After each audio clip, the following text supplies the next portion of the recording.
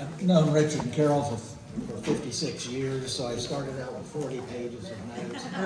Down to 3, I'm gonna do my best to shorten it even more than that. But I think everybody knows most of the background of Richard and Carol, but Richard was born in 1942, a war baby, in Fort Myers, Florida. He's messing with me. He did this a few minutes ago. He started right here, and it goes down. Okay. So, born of Alice and, see, really, he is messing with me. Yeah, Richard.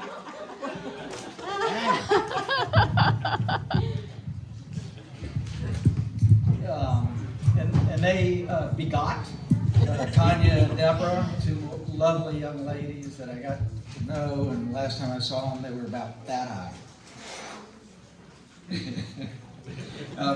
From the beginning, I assume, Richard Hill was one of the most remarkable of God's people.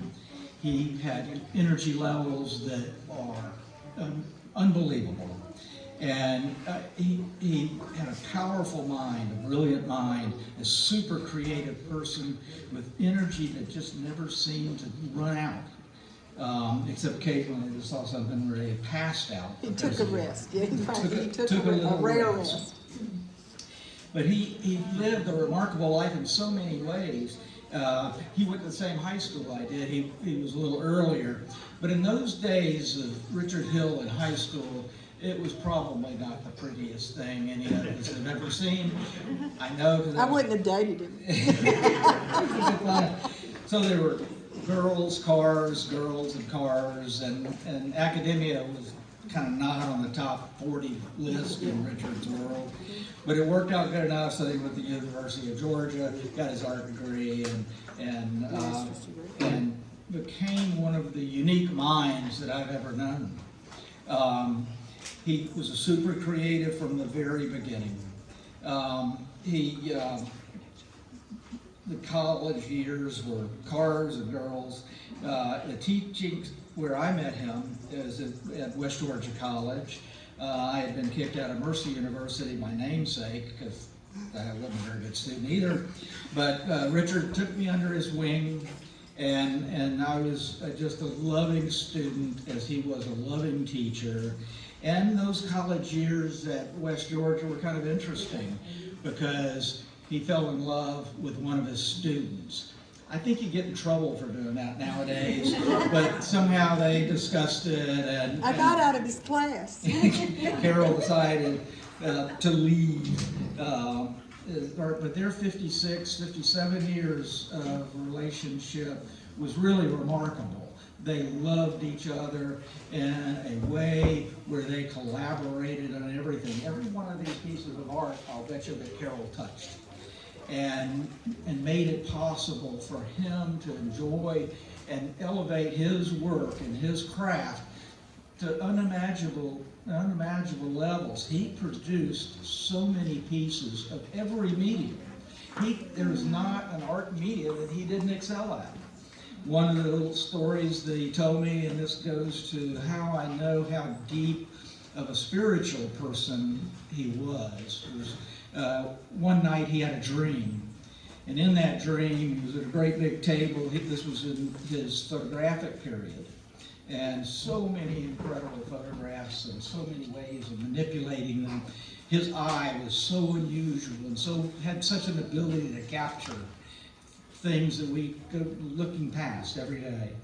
But at this table there was a godlike image, or godlike human, godlike person. Made out of crystal.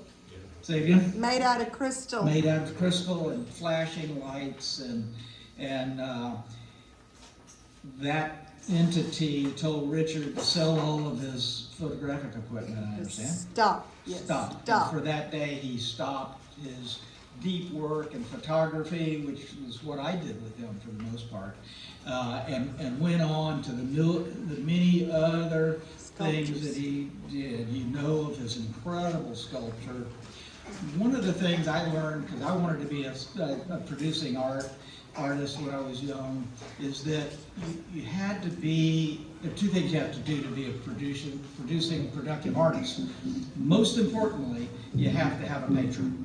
And Richard had several, but the Kessler, Martha and Richard Kessler, were amazing patrons and lovers of Richard's art, and his work hangs in five-star hotels and the Kessler Campanile at Georgia Tech. Really an incredible piece of work, imagining something so large and so intricate is just a tiny part of his abilities. After school, after graduation, Carol and Richard started the Scott Gallery, and I went to work for they were kind enough to give me a job because I couldn't sell art that I made. You were assistant director. Very assistant. I was in the back making frames. Occasionally they'll let me come out and talk to the public. And but I did learn how to hang fine art, how to curate fine art from really the tops in the field. But those years were pretty interesting. Carol and Richard, as a team, were on the edge of being bizarre sometimes, but incredibly complicated and creative team. But they fell in love with collecting their own collections. So in those days in the art business, it was pretty lean times. People couldn't buy dog food. So I was working for them, and occasionally their art collection on their own would kind of drift into the payroll collection that I was supposed to get. To get out of groceries. So they were buying groceries, and so I would get art. And so I'm one of the largest collectors of Richard's art. Kind of the coup de grace as far as my wife came to see my career in art was things got really tight. Richard and I decided to spend our last few dollars on a go-kart because fun was always at the top of, God, kids, wife, all the things you need in life. But so fun was always at the top, so we bought this go-kart, and so I hadn't had a paycheck in a few weeks. I had a big increase in the art collection, and now I had a go-kart. So one Sunday morning, my wife rolls over and said, "Honey, this isn't working. Go away, come back when you have a real job that's not hot rods, go-karts, and fun." So I did that. I straightened myself out and so on. But after the gallery, Richard taught at the Atlanta School of Art and was loved by so many incredible people there. And I remember those times when he'd come back and forth from the school. He later taught at East Coweta High School, and he was the type of teacher, and I saw it at West Georgia, where the number one thing is in his life were the kids he taught. And at Coweta High School, I remember him telling me stories about running into problems with the administration, because for him, it was only the quality of his work with the love that he had for the students and the love they had back. So he was always fighting for the very best. We are all better people today because Richard and Carol were in our life.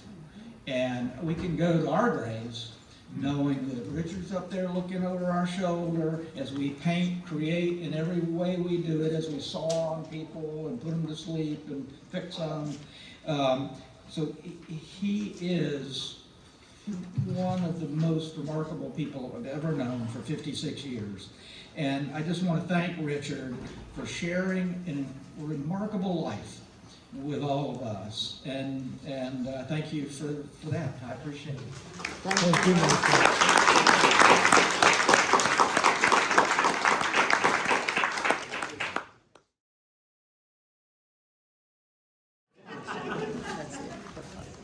How can I follow up that talk we just listened to? That was just the most marvelous talk I've heard about Richard's life. It's just incredible. I met Richard in the early 1970s. I think around 72, maybe 73, right here. And at that time, I owned an antiquities business, and that's how I met Richard, because he had a love of ancient art. And when we first met, he didn't know I was an artist too. And I started selling him ancient art back and forth. But Richard also was a great trader. He loved to trade. And so as a consequence, when I saw his art, I just freaked completely out, because he's probably one of the best artists I've ever known in my entire life, and I know hundreds of artists. He's just phenomenal. And so I now have a giant house full of Richard Hill's art, because he loved to trade, and I came up with stuff that he wanted.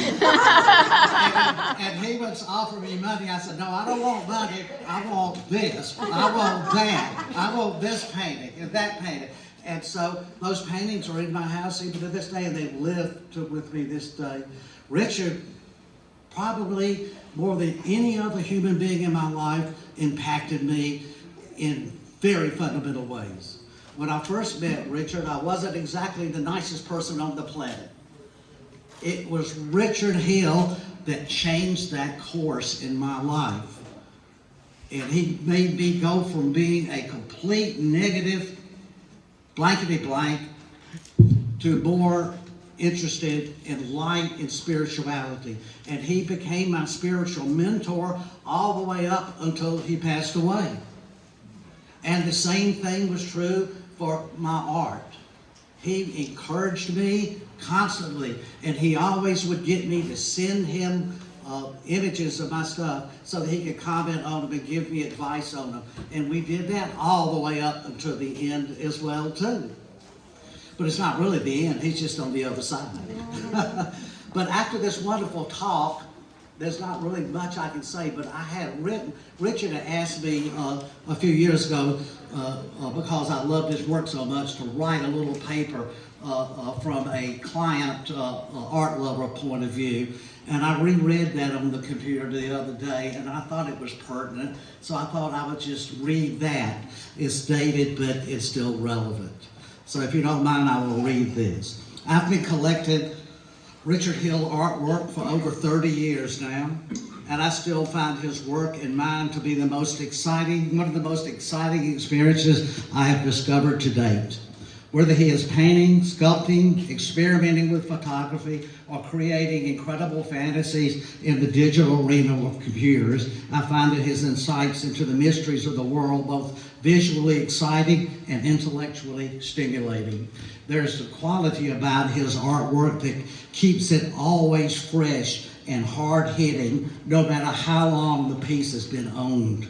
Amazingly, to this day, I still find myself passing some of his longest owned pieces in my home and being grabbed by the intensity of expression to the point of not being able to ignore its presence on my wall or upon its display if it's a sculpture.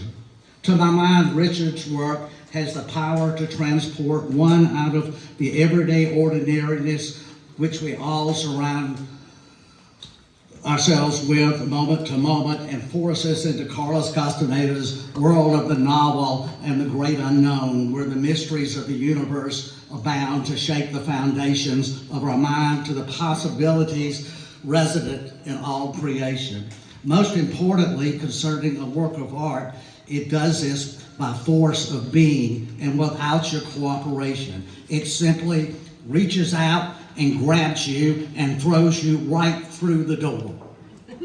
Following this statement, and also of great value to me as a collector, it keeps me right on doing this decade after decade. This is what makes an artist great and what makes his work enduring.